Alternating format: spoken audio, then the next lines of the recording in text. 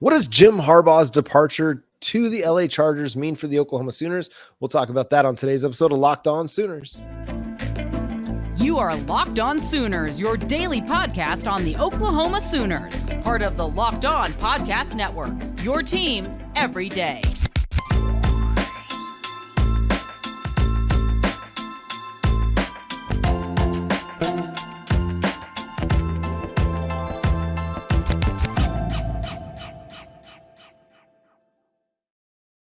What's up, Sooner Nation? Welcome to Locked On Sooners, and thank you for making Locked On Sooners your first listen every single day. Today's episode is brought to you by Gametime. Go download the Gametime app, create an account, and use code LOCKEDON for $20 off your first purchase over at Gametime. My name is John Williams. You can follow me on Twitter at John9Williams. My buddy here is Josh Helmer. You can follow him on Twitter at JoshOnRef. The show is at Locked On Sooners. You can also hear Josh Monday through Friday from 9 to noon on the KREF Sports app. And Josh, Jim Harbaugh made waves by departing the Michigan Wolverines, the national champion Michigan Wolverines, for the Los Angeles Chargers. So what could that mean for the Oklahoma Sooners moving forward, Josh? Well, this is, I guess, more or less expected news, right? It felt like this was maybe trending in that direction, just with the way that the year had played out and the couple of suspensions, and you, oh, by the way, went and finished the deal and won a national championship. So now you don't have that goal still dangling out there. You've accomplished it, right? So kind of all of it felt like, with the interviews that clearly he had taken as well. And oh, by the way, this is not the first time that Jim Harbaugh has interviewed with the NFL scene since taking over the Michigan gig. Kind of felt like the writing was on the wall for a while that at some point Jim Harbaugh was going to wind up back in the National Football League. Well, okay, it's now, and this leaves a big opening in college football, though I guess it sounds like Sherrone Moore is pretty well the candidate in-house established, and it's just a formality of waiting through the listed set of posted dates that the job has to be posted for. Yeah, Oklahoma Sooners, great former Sooner, Sherrone Moore. I mean, I guess former coach with the Sooners. It seems like that's going to be the fit. The guy helped keep Michigan undefeated during Harbaugh's suspension, during the interim, and seems to be a very well-liked guy there. Obviously going to recruit well, done a good job at building that offensive line and that offense. So I don't know how much they'll miss a beat and really how much will be impacted in the transfer portal discussion if they keep kind of one of the in-house favorites as the head coach. So that'll be really fascinating to see.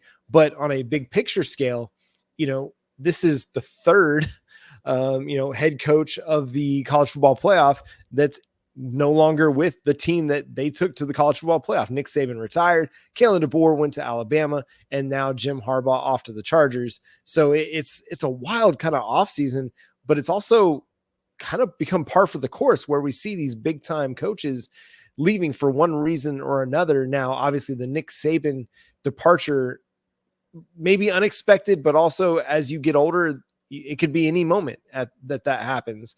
But anytime that a big time head coach like that leaves, it creates a vacuum and it opens up this big space. And, Kalen DeBoer is going to try and fill it. And then Jed Fisch goes to Washington. And so there's just been all kinds of, transfer portal reopenings because of all these job changes. But I don't know if it'll impact Oklahoma from a personnel standpoint, but we do know with Jim Harbaugh's departure, the home and home that's coming up in the future, that certainly will be impacted. Yes, Moore may be a great head coach. Jim Harbaugh has been kind of one of the better ones during his tenure, whether it was at Stanford or with the San Francisco 49ers or now with the Michigan Wolverines. The dude's just been really, really successful everywhere he's gone. And that's going to be really hard to replace. No matter how good of an assistant you've been, you're also on that Brent Venables track where this is your first head coaching job. So what that looks like down the road, whenever Oklahoma is having that home and home, and even for Texas in 2024, it's going to look a lot different than what it did in 2023. So each of these openings across the college football playoff you could make an argument, right, that it should help Oklahoma in the national landscape. It's definitely going to help Oklahoma, we think, right, within the SEC picture that Nick Saban's out of the equation. And here nationally, Michigan's been the Big Ten champion 3 years in a row. So, okay, it sounds like they're going the route of Sharon Moore, who did a fabulous job as the interim coach and has been terrific in really all of his work offensively over the last however many seasons for Michigan. And yet, are they making the right decision, John, as we think about the national picture for OU and really for everybody else? Is Sharon Moore the right candidate? Is this a decision based, and understandably so, if you looked at what happened to Alabama and a little bit to Washington and Arizona, but certainly Alabama, you worry about the continuity factor. So you've got a candidate in-house that sort of kind of felt like the obvious, this is the next head coach in line if Harbaugh leaves. And yet, is Michigan on some level making a mistake by not going through truly, because right now it sort of sounds like they're not truly going through a national search? Would they be doing themselves a disservice by not doing so? Yeah, I think so. I mean, if you've got a Lance Leipold that's interested or a Chris Kleiman, you've got to kind of take that phone call and at least explore the opportunity. But if those guys aren't interested, then you really don't have many other options. You can try and poach Brian Kelly from LSU, but why would he leave so quickly? I know people talk a lot of times about the culture fit. He's a kind of a Northern guy, but Northern coaches succeed all the time in the south of the Mason-Dixon line all the time. Bob Stoops, a guy out of Ohio, came down, coached all over, coached in Florida, coached at Oklahoma. He's been successful. If you're just a good football coach, you're going to be a good football coach, whether it's up north, out west, out east, it shouldn't matter. So it's hard for me to imagine, them not taking the opportunity to look at all of the options. And I think it would be a disservice, and that's no disrespect to Moore, but if you're a big time blue blood program, you're going to have people knocking on your door looking for that job. And are you willing to say no to who could be potentially a national champion winning coach? It'd be really hard to say no if you're the athletic director, I think. So a couple of other angles to this that I want to dive into next. The home and home with Michigan. Do you feel better about it now for Oklahoma? Now it's not immediately. It's not straight away in 2024. It's 25 and 26 for Oklahoma, where you will host in 25 and you'll head up to Ann Arbor in 2026. Do we feel better about that? And then something that came into the radio station today, I thought maybe it was a little over the top, right? I always think when you put ultimatums on a program, maybe we're putting too much into it, but I'll entertain a conversation about it. Now with Saban out of the picture and with Harbaugh out of the picture and with Kalen DeBoer relocating to Alabama, is the time now more than ever for Oklahoma to cash in and win a national championship in the next couple of seasons? Their phrasing on the text line to the radio station was, or else you'll become the next Nebraska. Let's not walk down that pathway. Let's skip. Stop. Sorry. Won't block any numbers, but yes, will not walk down that path. But the importance of trying to break through now, because I look at the Michigan Wolverines, who just broke through and won a national championship, and ahead of the season, to me, the sort of the landscape of college football was ripe for Michigan to break through and win a national championship because of other programs having turnover at quarterback, et cetera, et cetera. And they did it, right? So let's discuss that. Does this help Oklahoma in terms of the home and home? Do you feel better about it? And does this ramp up your expectation for Brent Venables in Oklahoma that they need to cash in and get the big enchilada here in the near future? So we'll discuss that next on Locked On Sooners. And later in the show, we're going to do a little 2024 starting lineup projection for Oklahoma football in the third segment. So stick around here on Locked On Sooners, your team every day. If you're looking for last-minute tickets to the best events near you, you got to go to Gametime. Great prices at the last minute. It can be frustrating looking for tickets, sometimes you look at some of the big websites and you see the ticket and you're like, oh, that's not a bad price. And then you got to see all the fees that are associated with it. Well, Gametime gives it to you straight up. They give you an opportunity to look at even where your seat's going to be and what your vision is going to be, what your view is going to be of the court, of the field, what have you.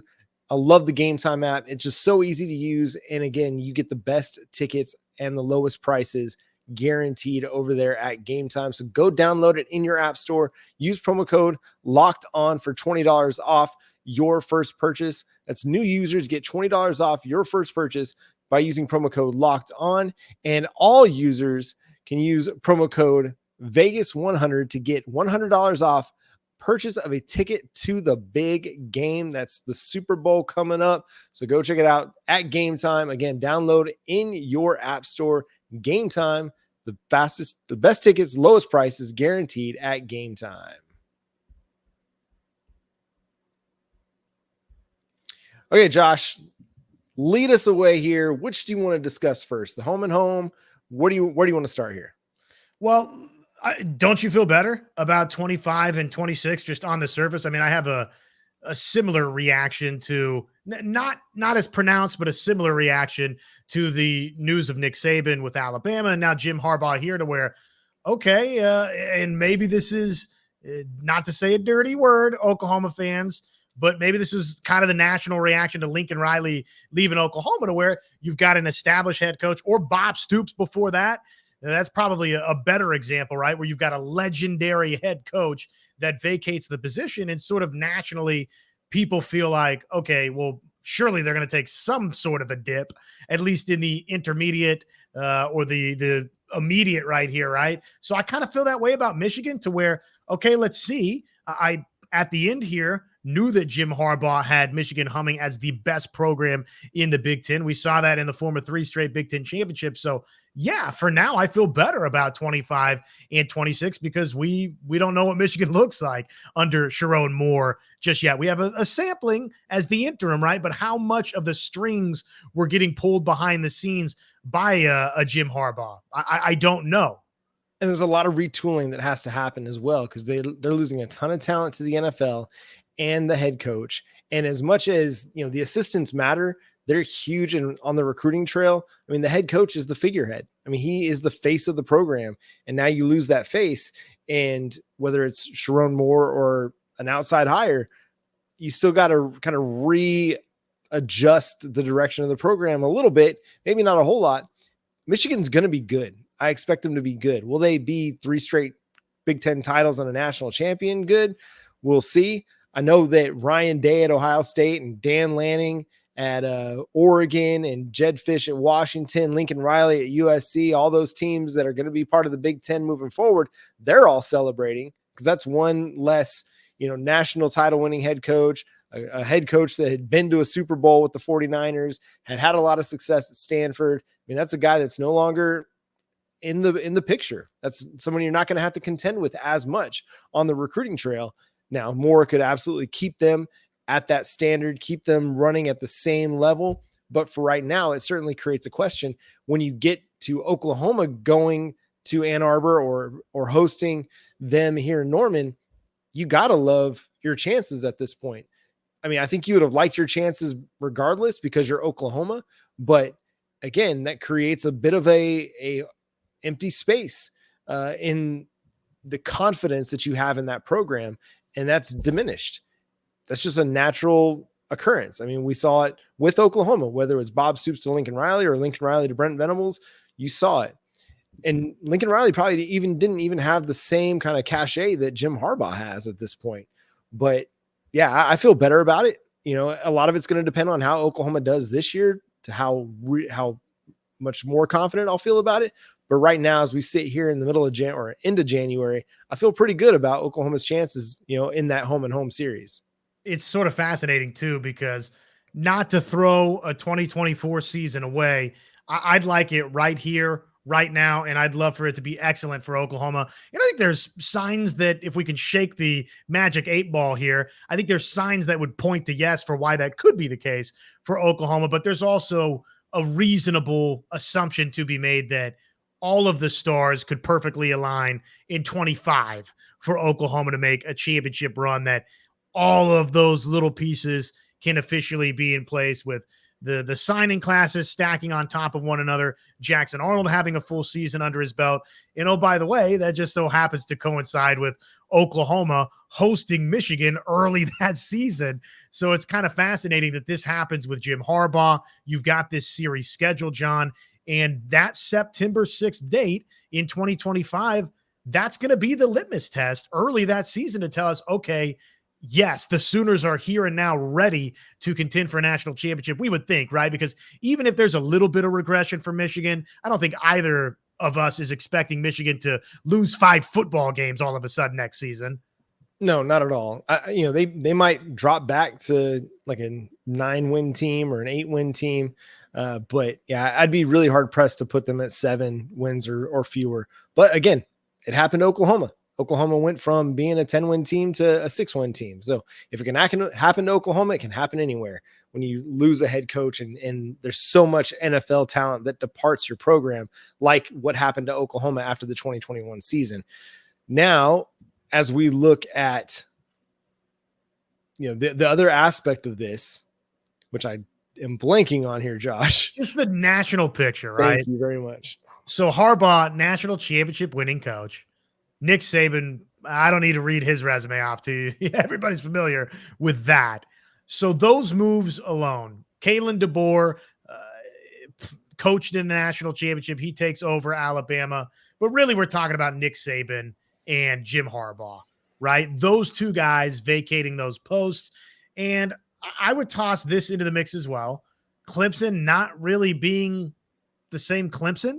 We've seen Florida State a little bit on the rise, but as we take the temperature of the room as it be nationally, does this make you feel like the conditions are ripening for Oklahoma to go win a national championship? Does it add a little bit more pressure in that respect in the 2 to 3 year window here for Oklahoma to break through? I don't know if it adds any more pressure because the pressure's there. I think Brent Venables understands that if you're at Oklahoma, you got to win, and you got to win conference championships and national championships. And just because you're moving to the SEC and just because there's an expanded playoff, it doesn't diminish the desire to go win a conference title. Now, you can still win a national title, even if you don't win a conference title in the new era of college football, but I don't think it changes the pressure one bit. Now, it creates a little bit greater possibility that you're going to be able to go do that. Because now not having to contend with Nick Saban, huge. Not having to contend with Jim Harbaugh, enormous. 2 national title winning coaches out the door. That I think that creates opportunity, but not just for Oklahoma, but it creates opportunity for a Dan Lanning and Oregon, Jed Fisch in Washington. It creates opportunity for Lane Kiffin in Ole Miss, Ryan Day in Ohio State. So there's a lot of programs that are going to get a bit of a bump. Texas and Steve Sarkisian, everybody gets, that's in that second, third tier of programs. They get a bit of a bump now because Nick Saban's gone. Michigan had already kind of gotten their bump, but now Jim Harbaugh's gone and they kind of fall back to the pack a little bit. But I mean, we talk tiers all the time. It's Kirby Smart, it's Georgia, it's everybody else following. Everybody else is chasing Georgia. Even though they didn't win the national title this year, they still might have been the best team in college football this year. That Alabama loss, it is what it is, but they were still a darn good football team in 2023. They just couldn't make the playoff because of the circumstances surrounding college football everywhere else. But I want to say Washington, Texas, Michigan, they were probably the people most happy that Alabama knocked off the Bulldogs in the SEC title game. Because I don't think anybody would have wanted to see Georgia in the playoff after what they'd done the previous 2 seasons. So I do think that this creates an opening for the Oklahoma Sooners to reassert themselves back into national title contender status, because that's where they need to be. And the pressure is always going to be there, whether you're a 6-win team, a 10-win team, a 12-win team, you just won the national title. It doesn't matter if you just won it. They're going to expect you to go win it again, because at Oklahoma, you win national championships, and it's been far too long since the Sooners have won a national title. It's been the longest drought in between titles, in program history for OU. I think, to me, it does add a little bit to it, just because that Nick Saban roadblock in particular is out of the equation. And to me, Oklahoma needs to pounce, if not in the form of a national championship this season or next, or even the season after that. They need to be seriously in the mix for a national championship. Like, you could smell that Georgia and Clemson were knocking on the door, right? And at times we felt that with Oklahoma, but we need to feel it again. We need to see Oklahoma make a serious run, get into the semifinals or in a national championship game, and feel better. Obviously, if you can just break through, one of the next couple of seasons would be most ideal. Yeah, and so much is going to depend on what they look like this year. I mean, how they look against Tennessee, how they look against, Texas and Auburn, and how they play that early part of the schedule is going to tell us a lot about what this team is. They got a lot of questions to answer, but let's try to project what that starting lineup could look like for the Oklahoma Sooners this fall. Coming up next year on Locked On Sooners, your team every day. The NFL regular season, well, it is OVER. It's over. Sayonara. But the NFL playoffs still zipping along just a little bit. Conference championship weekend is here with the 49ers, the Lions, the Chiefs, the Ravens. Right now, new customers, you could still get $150 in bonus bets guaranteed when you place a $5 bet. That's $150 in bonus bets guaranteed, win or lose. The app is so easy to use with FanDuel Sportsbook. That's, again, America's #1 sportsbook. A bunch of different ways to bet, such as their live same-game parlays, or if you're wondering, okay, what is the right parlay? Which parlay sings to me? Well, how about visiting the Parlay Hub? It's the best way to find popular parlays. So visit FanDuel.com/lockedon. Make your first bet a layup. FanDuel, an official partner of the NFL. Again, thanks so much for making Locked On Sooners your first listen every single day. We're free and available on all podcast platforms and on YouTube. So shout out to all the everydayers out there making sure that they're clicking on the Locked On Sooners podcast, either on their audio stream or on YouTube as well. So Josh, let's take a stab at a little projection here for the lineup. Do you want to start offense, or do you want to start on the defensive side of the football? I'm good with whatever. Fire away. All right. So let's start offensively. We know Jackson Arnold's going to be your starting quarterback. We have a pretty good idea that Gavin Sawchuk is going to be your starting running back, although we thought that that was going to be the case going into last season, and it took about halfway through the year before Gavin Sawchuk really emerged. But Gavin Sawchuk at running back, any question, any qualms with that? No, I don't think so. And I still feel like Javante Barnes will be heavily involved for Oklahoma. I do think Tatum, as a freshman, will be in the mix as well. But I think that Sawchuk in the final 4 or 5 games of the season, John, that was a Sawchuk we were waiting on. And I think he's established himself as the clear front runner heading into next season. All right, let's go to wide receiver here. Let's play with a 3 wide receiver set here, because that's pretty much the base package for most college offenses, in particular for Oklahoma. So 3 wide receiver set. This is what I'm going to go. I'm going to go with Nick Anderson, Deion Burks in the slot, and Jalil Farouk in the other outside wide receiver position. Feel free to disagree. Let me clear my throat. Yes, be careful with the Jalil Farouk out there for everybody. Well, Nick Anderson's a slam dunk for Oklahoma. Deion Burks, I think, will come in and impact things too. I think that's a solid 3. If you let me go 4, I would say that Andrell Anthony is absolutely going to be right there too. The only thing you worry about is the injury recovery. Yeah, and I think a wild card here is Jaden Gibson taking over Jalil Farouk's spot. I mean, I think, if there's any kind of real competition that occurs this offseason, I could see that happening. The dude was really, really good in the limited playing time that he got this last season. So I could definitely see him overtaking Farouk at one of the wide receiver spots. And then obviously the Andrell Anthony injury situation, we'll monitor that all offseason to see how he's progressing ahead of spring ball and fall camp and the 2024 season. Before we get to offensive line, let's talk tight end. For me, it's Jake Roberts. I think he's going to be the guy just because of the experience that he has, playing a lot of college football, played a lot with Seth Luttrell, going to have an understanding of what Seth Luttrell really wants. He's a guy that can block really, really well. And I think he's a pass catcher that you can use. And I think he could be more productive than what you got out of Austin Stogner last year. Experienced guy that's played some college football, has not a ton of production, but some decent production to his name over the last couple of seasons. I could certainly see him as at least your day one starter for Oklahoma. I'll be curious about McIntyre and Helms, how they factor in here for OU. And of course, everybody wants to know, right? How long immediately is it possible for Devon Mitchell? I expect him in some way, shape, or form to be a factor for Oklahoma. But yeah, probably Roberts to start as a safe bet. Yeah, he just, to me, has the safer floor right now. But again, that could be a day one thing that somebody takes his job as the season goes along. Offensive line, this is going to be really fascinating to watch all offseason because Oklahoma may not quite be done adding offensive linemen. I mean, they're still in pursuit of a couple portal offensive linemen. We'll see how that turns out. But here's what I'm going to go with for right now. And this is subject to change, but I'm going to go with Jacob Sexton at left tackle. I'm going to go with Michael Tarkin at left guard. Right now, I'm going to go with Troy Everett or a portal addition at center. I'm going to go with right guard being Fabechi Wiwu, and then at right tackle, Spencer Brown.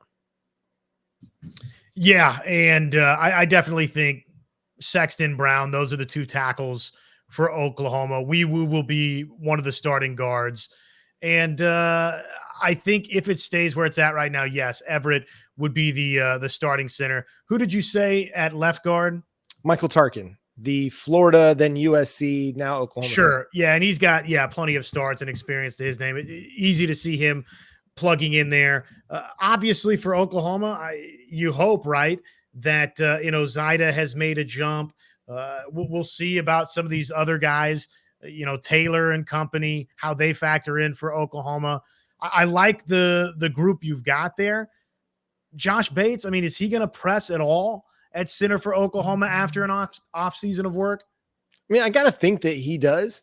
But right now, I just feel like with all of the uncertainty, I think they might try to lean on Everett's, a little bit more experience and the veteran nature that he comes with.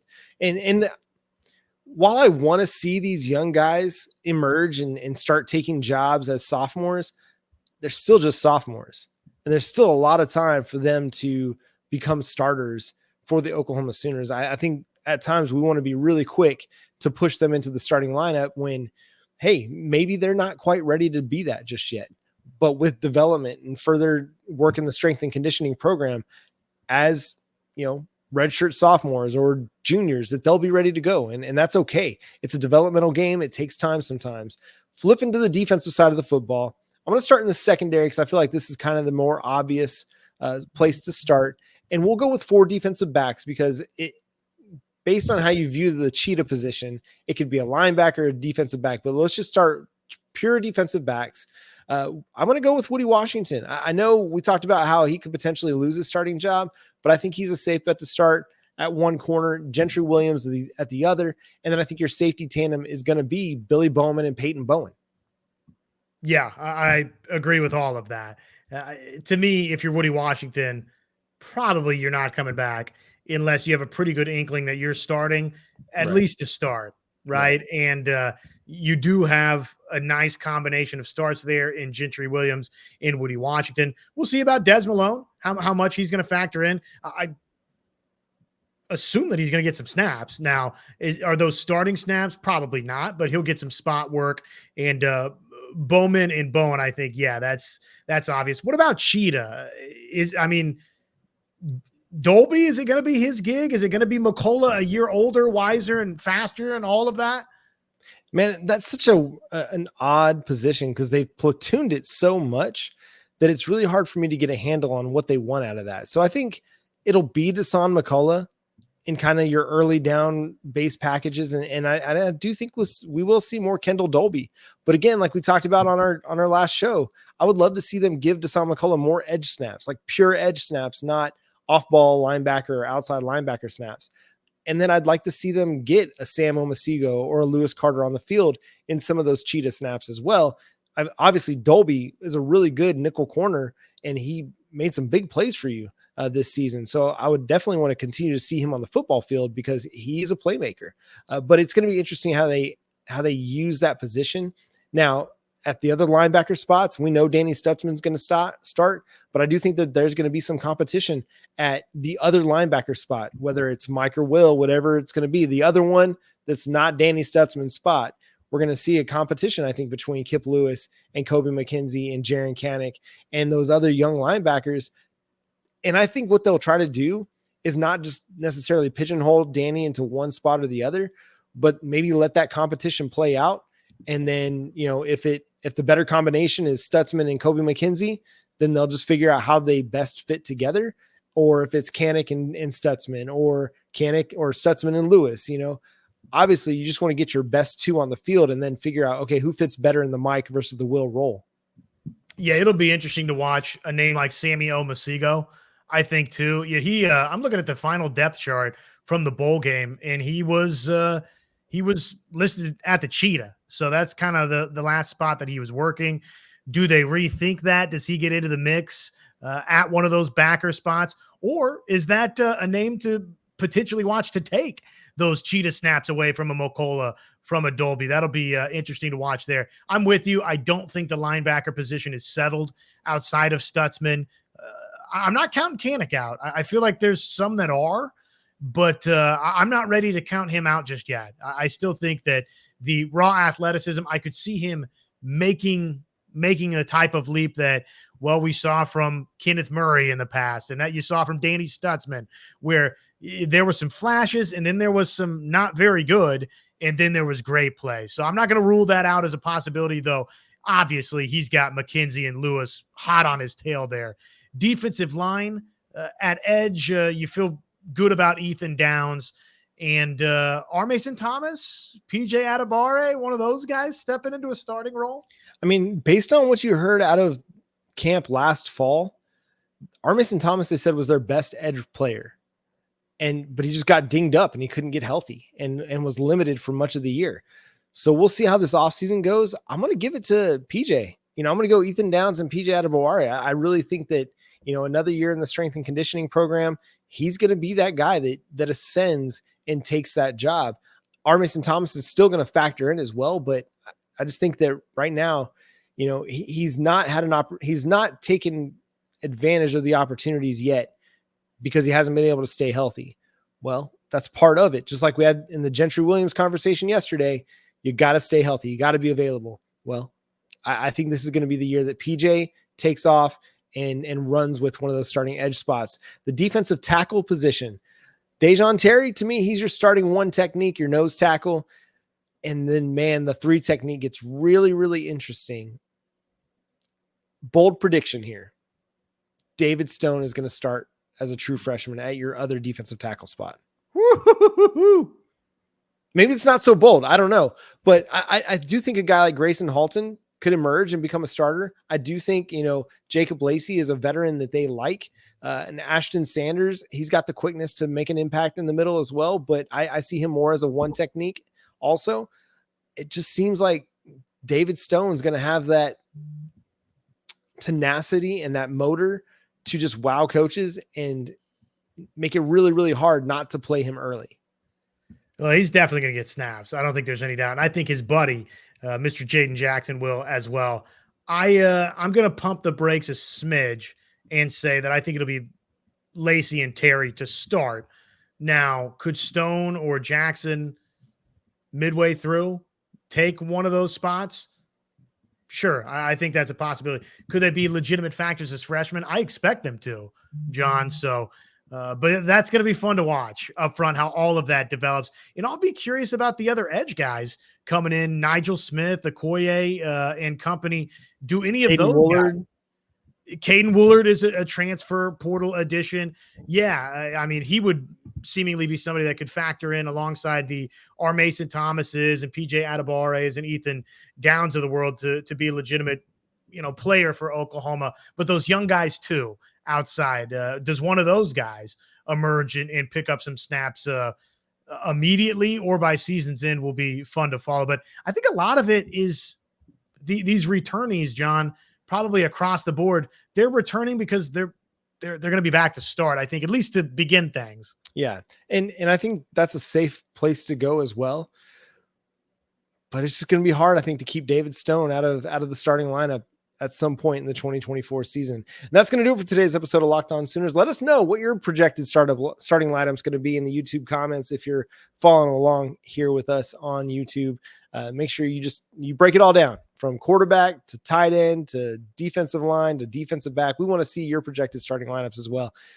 Follow Josh on Twitter at JoshOnRef, myself at John9Williams. Send all the hate mail to at LockedOnSooners at gmail.com or on Twitter or Facebook as well. Follow the show wherever you get your social media fix. And again, thanks for subscribing to the show wherever you get your podcasts. But until next time, he's Josh Helmer. I'm John Williams. Boomer Sooner.